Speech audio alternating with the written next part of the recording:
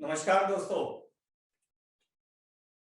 सबसे पहले आप सभी का इस एमसीएम मीट में मैं स्वागत करना चाहता हूं अपने नेटसर्फ सॉन्ग की कुछ पंक्तियों के साथ कि मेहनत और विश्वास के दम पर आगे बढ़ते जाना है, दुनिया नाज करे हम पर ऐसा कुछ कर दिखाना है, हर सपना पूरा कर सकते हैं, बात है ये गर्व की, है साथ हमारे हौसला और ताकत नेटसर्फ की।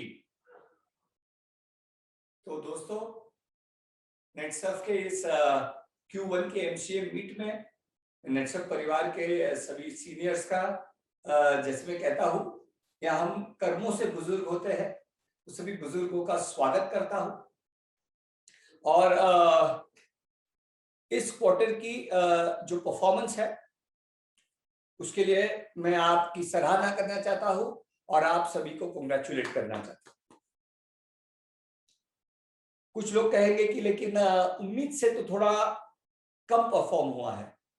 कोई बात नहीं, परिस्थिति जो थी, परिस्थितियां जो निर्माण हुई थी, उस परिस्थितियों के मुकाबले में आपने जो परफॉर्मेंस दिया है वो काफी काबिले तारीफ है और उसके लिए मैं जोरदार तालियों से आप सबकी सराहना करता हूं। तो सक्सेस क्या होता है? क्या सक्सेस तकदीर है? क्या सक्सेस डेस्टिनी है? क्या सक्सेस लक है? तो मेरा यह मानना है कि परिस्थिति जो है, सिचुएशन जो निर्माण होती है, वो लक है, वो डेस्टिनी है, वो भाग्य है। उसे आप किस तरह से रिस्पॉन्ड करते हो, वो एटीट्यूड सक्सेस है।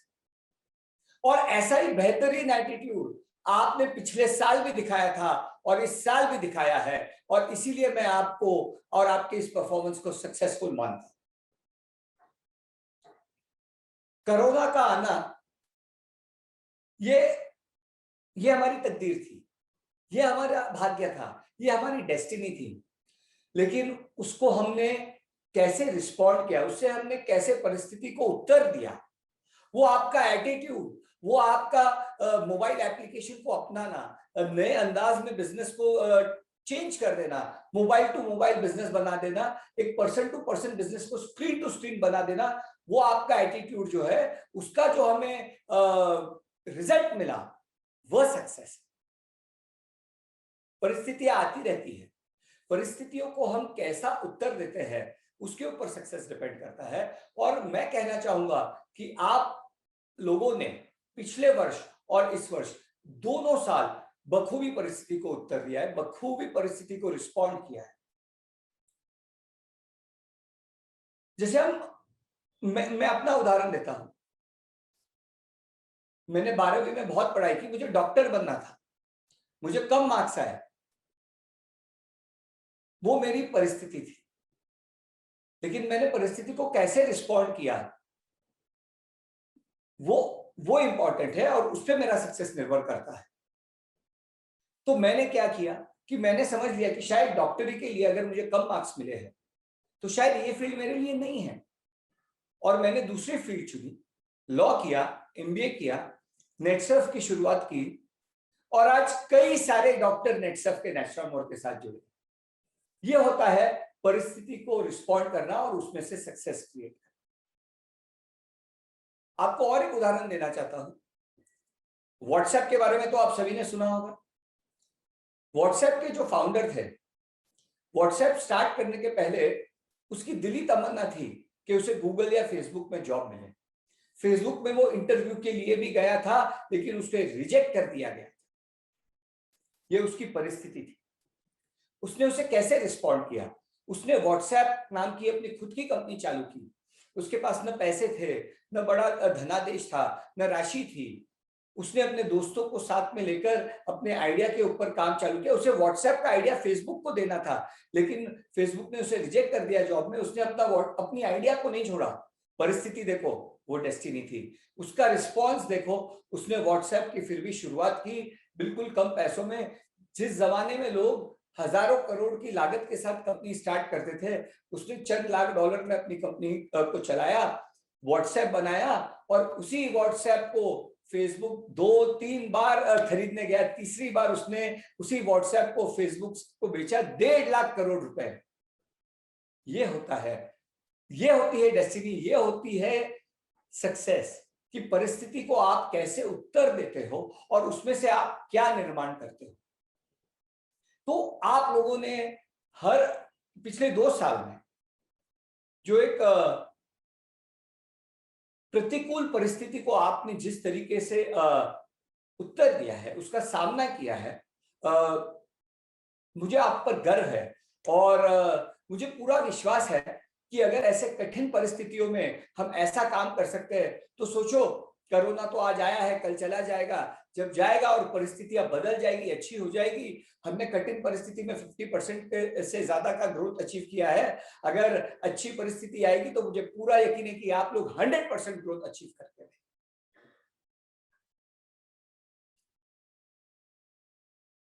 और एक छोटा उदाहरण परिस्थिति का दूं, तो मुझे आपके रूबरू होकर बात करने में जो मजा आता है, वो ऐसे नहीं आ रहा है। लेकिन ऑप्शन ये था कि मैं आपसे बात न करूं, और सेकंड ऑप्शन ये था कि लाइव के माध्यम से आपके सामने आऊं, आपसे बात करूं। आप लोग मुझे स्क्रीन पर दिख रहे हैं और मुझे आज भी वो प्रोत्साहन मिल रहा है और वो सपोर्ट मिल रहा है आप लोग का। और ऐसे हमने परिस्थिति को उत्तर देके हमने आज ये लाइव कार्यक्रम किया है। ना करने से तो कम से कम लाइव करना अच्छा है। तो इसी तरह परिस्थिति का अगर हम ठीक तरीके से उसको फेस करते हैं और उसको सही उत्तर देते हैं, तो वो उससे निर्माण होने वाला जो उस पॉजिटिव एटीट्यूड से निर्माण होता है। पर सक्सेस कैसा होना चाहिए? नेटसर्फ की क्या व्याख्या है सक्सेस कि यही बिजनेस करे आपका और मेरा अगला जनरेशन, रंग दे, और नेटवर्क से काम करने वाले हमारे कई एमसीए क्लब मेंबर्स के बच्चों का काम इस बात का सबूत है कि नेटसर्फ इस बिजनेस को अगले जनरेशन तक ले गया। आपके साथ एक उदाहरण शेयर करना चाहूँ, एक रियल लाइफ उदाहरण है। हर्षद मेहता और नारायण मूर्ति, इन दोनों के बारे में तो आप दोनों ने सुना होगा। हर्षद मेहता करीब 28-30 साल के थे 1980 में, और नारायण मूर्ति तभी 35 से 40 के बीच में उनकी आयु थी। 1980 में आयु छोड़ के बाकी दोनों मिडिल क्लास बच्चे थे, लोअर मिडिल क्लास बच्चे थे, टफ सर्कमस्टांसेस से, कठिन परिस्थितियों से गुजर रहे थे। दोनों के दिलों में कुछ करने का जज्बा था और दोनों ने 1980 में शुरुआत की। 1990 में हर्षद मेहता के पास साउथ बॉम्बे में 15,000 स्क्वायर फीट का घर बन गया, स्विमिंग पूल के साथ, चमचमाती हुई गाड़ियों की लाइन लग गई उसके घर के नीचे। और 1990 में नारायण मूर्ति क्या कर रहे थे? अपने कुछ चंद साथियों के साथ मेहनत किए जा रहे थे कि एक कंपनी बनाए जिस पर भारत को और दुनिया को गर्व। और हर्षद मेहता को सक्सेस मिल चुका था। कट टू सन 2000, हर्षद मेहता जेल में जा चुके थे। उन पर 50 से ज्यादा फ्रॉड और अलग अलग क्रिमिनल ब्रीच के केसेस हो रहे थे। और नारायण मूर्ति उस वक्त इंडिया की टॉप 2 आईटी कंपनी बना चुके थे। आईपीओ हो चुका था, हजारों लोगों को उन्होंने करोड़पति बनाया, अपने कंपनी के एम्प्लॉइज को, और एक ऐसी कंपनी की नींव रखी कि जो आज भी सक्सेसफुल है। आज हर्षद मेहता पे एक सीरीज बनी है, पिक्चर बना है, और नारायण मूर्ति के कंपनी में 2.5 लाख लोग काम कर रहे हैं। भारत की दूसरी नंबर की आईटी कंपनी उन्होंने बनाई है, वर्ल्ड की टॉप 20 में उनकी आईटी कंपनी आती है। आज हर्षद मेहता का सीरियल आया है, उसे देखकर कई लोग ग्लैमर को देखकर पगला जाते होंगे और सोचते होंगे कि यार ये सक्सेस है। तो उन लोग को याद दिलाना कि हर्षद मेहता नहीं, नारायण मूर्ति असली सक्सेस है। और नेटसर्फ भी कुछ वैसा ही है नेटसर्फ ने एक ऐसी कंपनी नहीं बनाई जिसने 2 साल, 5 साल या 10 साल का सक्सेस देखा। आज 2 दशक के बाद नेटसर्फ वहां है जहां 2 दशक के बाद नारायण मूर्ति की कंपनी थी। और जैसे आज हम नारायण मूर्ति की कंपनी के एग्जांपल दुनिया के टॉप कंपनीज में दे रहे हैं, आने वाले साल में लोग नेटसर्फ का एग्जांपल देंगे दुनिया के टॉप कंपनीज। तो ये नेटसर्फ और ये लॉन्ग टर्म सक्सेस नेटसर्फ का विजन, और ये विजन लेकर हम चले थे। और हमने इस विजन, जब मैं हम कहता हूं, आपने भी हमें इसमें पूरा सहयोग दिया, पूरा सपोर्ट दिया, और आपके सपोर्ट से हमने एक ऐसी कंपनी बनाई जिसने लॉन्ग टर्म सक्सेस के ऊपर ध्यान। तो हमारे एटीट्यूड से हमें सक्सेस मिलता है, लेकिन हमें कैसा सक्सेस चाहिए? तो एक लॉन्ग टर्म ऑनेस्ट सक्सेस चाहिए। ऐसी कंपनी नेटसर्फ हमने बनाई। लेकिन अभी हम सक्सेस का क्या करें? सक्सेस तो हमें मिल गया है। सक्सेस को हमें आज जो पूना की एक छोटी कंपनी जिसने पूना के कुछ लोगों को सक्सेस दिया था, आज भारत के कोने कोने में हमने सक्सेस क्रिएट किया है, और ये सक्सेस अभी हमें दुनिया के कोने कोने में ले जाए। एक कहानी आपके साथ शेयर करना चाहता हूं। इजराइल का नाम सबने सुना होगा। इजराइल मिडिल ईस्ट में एक देश है, छोटा सा देश है। उस देश के आसपास 2 समुद्र है। एक का नाम है डेड सी, और दूसरे सी का नाम है सी ऑफ गैलीली, गैलीली सी। तो ये दोनों इजराइल से लगकर दोनों समुद्र है। डेड सी जो है उसमें नमक की मात्रा इतनी ज्यादा है कि उसमें कोई मरीन लाइफ नहीं है, न मछलियां है न कुछ है। बिल्कुल ठहरी हुई नदी है, न उसमें मछलियां उगती है, न कोई फ्लोरा है, न फौना है, कुछ भी नहीं है। इसलिए उसका नाम डेड सी है। और सी ऑफ गैलीली को अगर आप देखोगे तो एक सुंदर समुद्र है।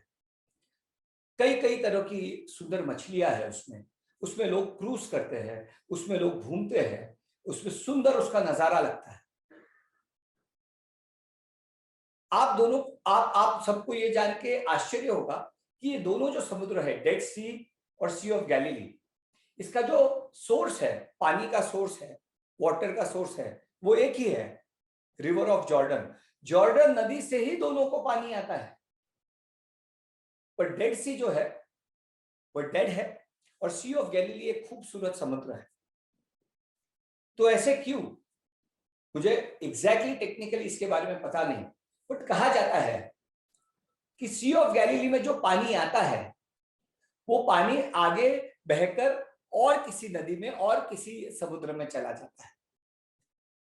तो जो चीज उसमें आ रही है वो चीज वो आगे बांट रहे हैं, वो शेयर कर रहे हैं, good water in good water out. तो ये पानी का बहाव जो है वो कंटिन्यूस चल रहा है, और उस बहाव के कारण सी ऑफ गैलीली जो है उसमें मछलियां भी जीवित है, वो सुंदर समुद्र है, उसका पानी हमेशा फ्रेश रहता है। और डेड सी जो है उसमें जो पानी आता है वो कहीं नहीं जाता, वो उधर ही थम जाता है। लाखों लीटर पानी रोज भाप बनकर उड़ जाता है, तो पानी वेस्ट हो जाता है, समुद्र में कोई जान नहीं बचती है। तो दोस्तों इसी तरह अगर आपने नेटसर्फ के इस सक्सेस को अपने अंदर लेके आगे बांटा तो आप सी ऑफ गैलीली बनोगे, और अगर सिर्फ आपके अंदर उस सक्सेस को रखा तो आप डेड सी बन जाओगे, आपकी सक्सेस भाप बनकर इस दुनिया से चले जाओ। तो दोस्तों लॉन्ग टर्म सक्सेस को, जनरेशन वाला सक्सेस बनाने के लिए हमें इस सक्सेस को ज्यादा से ज्यादा लोगों के साथ शेयर करना है। नेटसर्फ के इस कहानी को, नेटसर्फ के इस अवसर को जब आप ज्यादा से ज्यादा लोगों तक पहुंचाओगे, नेटसर्फ के प्रोडक्ट्स को ज्यादा से ज्यादा लोगों तक पहुंचाओगे, तो ये बहाव चलता रहेगा। नए आइडियाज हम में आते रहेंगे, नए आइडियाज प्रोडक्ट्स के हो, इंसेंटिव के हो, बिजनेस के हो, आते रहेंगे, जो हम भी आपको देते रहेंगे। अगर हमने इस सक्सेस को अपने दिल में, अपने अंदर अगर बांध कर रखा तो ये सक्सेस यही थम जाएगा, सक्सेस भाप बनकर उड़ जाएगा। तो दोस्तों डेस्टिनी, तकदीर को उत्तर आपने ठीक से दिया है। लॉन्ग टर्म सक्सेस पर हम चल पड़े हैं। बस अगर अभी हमें कुछ करना है दुनिया की नंबर 1 कंपनी बनने के लिए, तो एक ही बात करना है कि हमें इस सक्सेस को ज्यादा से ज्यादा लोगों तक पहुंचाना है, अपने प्रोडक्ट्स के माध्यम से और अपने बिजनेस के माध्यम से। ज्यादा से ज्यादा लोगों को नेटसर्फ के बिजनेस का अवसर मिलना चाहिए। जिसमें रुतबा है, जिसमें जज्बा है, वो आके नेटसर्फ का बिजनेस कर सकते हैं, ताकि इन लोगों के थ्रू ज्यादा से ज्यादा नेटसर्फ के प्रोडक्ट्स पहुंचे और उनकी समस्याओं का हल हो और हम ज्यादा से ज्यादा घरों में खुशियां दे सके। तो इस सक्सेस को अगर हम बांटेंगे तो हम सी ऑफ गैलिली बनेंगे, और इस सक्सेस को अगर हम अपने दिल में दबा के रखेंगे तो डेड सी बन जाएंगे। तो आने वाले क्वार्टर के लिए मैं आप सभी को मेरी तरफ से बेस्ट विशेष देता हूं, शुभकामनाएं देता हूं। मुझे पूरा यकीन है कि आप लोगों ने जिस तरीके से परिस्थिति का सामना किया है, उसे प्रत्युत्तर दिया है, आपने जो अमेजिंग परफॉर्मेंस फर्स्ट क्वार्टर में की है, उससे कई गुना ज्यादा अच्छी परफॉर्मेंस 1 मंथ जुलाई में ही करके दिखाएंगे। मुझे पूरा यकीन है कि फर्स्ट क्वार्टर का टर्नओवर, उससे ज्यादा टर्नओवर आप जुलाई में करके दिखाएंगे, कि जिस तरीके से आपने इस परिस्थिति का उत्तर दिया है। और ये जुलाई का महीना जो है, आने वाले वर्ष के लिए एक हम प्लेटफॉर्म क्रिएट करेंगे और पिछले साल का भी रिकॉर्ड ब्रेक करके दिखाएंगे। इसी शुभकामनाओं के साथ कुछ पंक्तियों के साथ मैं आपकी विदा लेना चाहता हूं कि कुछ करना है तो डटकर चल, थोड़ा दुनिया से हटकर चल। कुछ करना है तो डटकर चल, थोड़ा दुनिया से हटकर चल। लिख पर तो सभी चलते हैं, तू इतिहास पलट कर चल। लिख पर तो सभी चलते हैं, तू इतिहास पलट कर चल। सोच मत, साकार कर, अपने कर्मों से प्यार कर। सोच मत, साकार कर, अपने कर्मों से प्यार कर। जो चले अकेले थे उनके पीछे आज मेले है।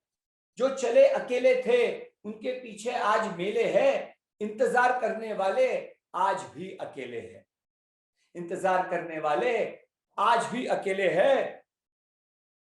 कुछ करना है तो डटकर चल, थोड़ा दुनिया से हटकर चल। जय हिंद, जय भारत।